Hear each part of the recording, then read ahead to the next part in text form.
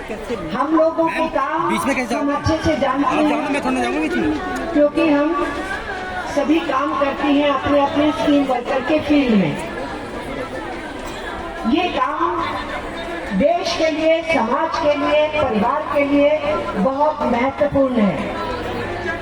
ये बात इस देश के प्रधानमंत्री और इस देश के मंत्रिमंडल को समझना चाहिए।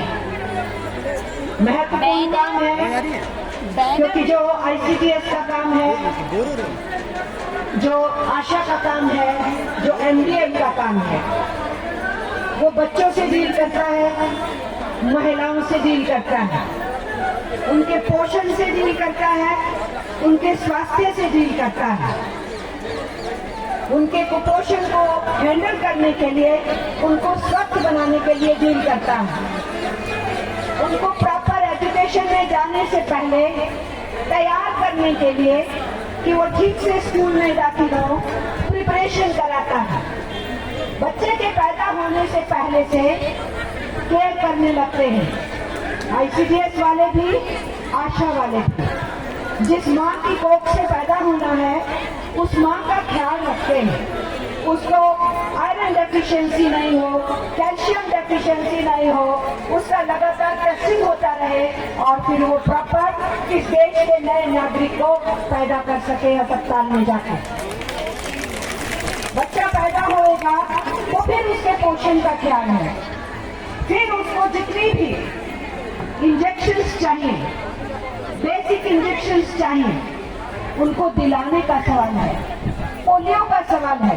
तो एक नन्हे बच्चे के पैदा होने से लेकर उसके पैदा होने के बाद, उसके पाठशाला तक पहुंचने के बाद सब काम आप स्कीम वर्कर्स करते हैं। इससे बड़ा काम किसी भी समाज के लिए, किसी भी देश के लिए कौन सा हो सकता है, ये मिस्टर नरेंद्र मोदी को समझना चाहिए। और इसलिए ये स्कीम बहुत मुश्किल से मिली, आहिस्ता आहिस्ता करके। ICDS का स्कीम हमको 1975 में मिला, जब पूरी दुनिया में हंगामा था कि अपने अपने देश में क्या कर रहे हो महिलाओं और बच्चों के लिए। अंतर्राष्ट्रीय महिला दिवस आया है, जवाब दो क्या कर रहे हो। तो संयुक्त महाराष्ट्र संघ के अंदर हिंदुस्तान की सरकार को कहना पड़ा, हाँ हम अपने यहाँ कुछ शुरू करेंगे। UNO की बॉडी यूनिसेफ ने कहा, जो देश महिलाओं और बच्चों के लिए कुछ शुरू करेगा, हम उनके पैसा में योगदान करेंगे। उसके बाद ही 75 में ICDS शुरू हुआ था।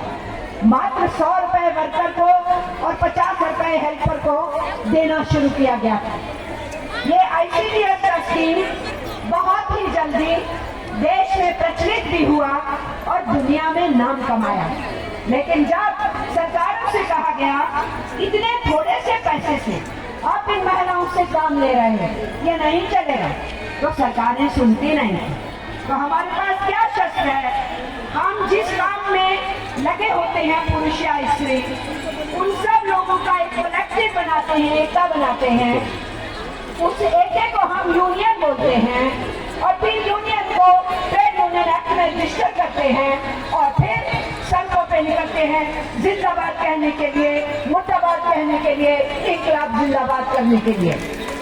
वही हमारे ICDS की बहनों ने किया पूरे देश भर में, जगह जगह प्रोजेक्ट्स के अंदर। उसके बाद आहिस्ता आहिस्ता मानदेय बढ़ना शुरू हुआ। उसके बाद आहिस्ता आहिस्ता संघर्ष करते हुए बहुत से हक हासिल हुए, मैटरनिटी बेनिफिट भी लिया। फिर राज्य सरकारों के अलावा सेंटर से जो मिलता था, राज्य सरकारों से भी अतिरिक्त लेना शुरू किया। हर स्टेट की अपनी एक कहानी है, हर स्टेट में अलग अलग तरीके से यूनियन ने अपने आंदोलन से कुछ पाई। इसलिए केंद्र का कंट्रीब्यूशन तो कॉमन रहा, लेकिन राज्यों में जिसने जितना बड़ा हल्ला बोला, जिसने जितनी मजबूत यूनियन बनाई, जिसने जितने मोर्चे मजबूत निकाले, वो उतना ही अपने अपने राज्य में बहुत सी चीजों को हासिल कर पाए। इसलिए आज हमारे देश में ICDS वर्कर्स को मैटरनिटी बेनिफिट है, ICDS वर्कर को सेंटर का और स्टेट का फिक्स ऑनरेरियम है, ICDS वर्कर्स ने पेंशन की डिमांड शुरू किया, आईसीडीएस वर्कर्स ने बहुत सारी जगहों पे पेंशन के प्रावधान राज्यों से पाना शुरू किए, थोड़े थोड़े कहीं। वो लड़ाई अभी आगे बढ़नी है। उसके बाद हमारी एमडीएम का क्षेत्र आया। ये हुआ कि हमारे देश के अंदर बहुत से बच्चे पाठशाला से बाहर हो जाते हैं। ये हम अपनी बात कर रहे हैं, अभी सरकार पे तो मैं आऊंगी।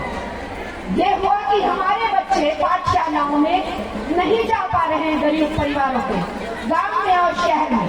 हमारे असंगठित मजदूरों के बच्चे, उनके लिए क्या इंतजाम करना, तो कैसे ड्रॉप रेट रोकना, ये सब बहस हुआ। बड़े बड़े बंद कमरों में हुआ, एसी रूम्स में हुआ। ट्रेड यूनियंस ने भी दखल दिया उसमें। उसके बाद ये मध्याह्न भोजन सेवा इस देश में शुरू की गई। उसका मायने क्या था? हमारे देश का बच्चा जो भविष्य का नागरिक है, जो खाते पीते हैं, अपने बच्चे को बढ़िया स्कूल में डालते हैं, एक एक महीने के 15,000 पैसा लगाते हैं। मिडिल इनकम ग्रुप वाले भी कर लेते हैं, नौकरी पेशा वाले भी करते हैं। असंगठित मजदूर का बच्चा क्या करे, जिसके घर में रोजी रोटी भी पूरी नहीं पड़ती।